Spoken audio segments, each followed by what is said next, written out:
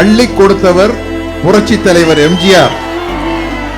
அதை எங்களுக்கெல்லாம் சொல்லி கொடுத்தவர் தமிழ்நாட்டில் இல்ல, இந்தியால எந்த மூலையில ஒரு கஷ்டம் வந்தாலும் முதல் நன்கொடை அவர் தான் இருக்கும். அப்படிப்பட்ட ஒரு பலம் அவருக்கு அமைஞ்சிருக்கு.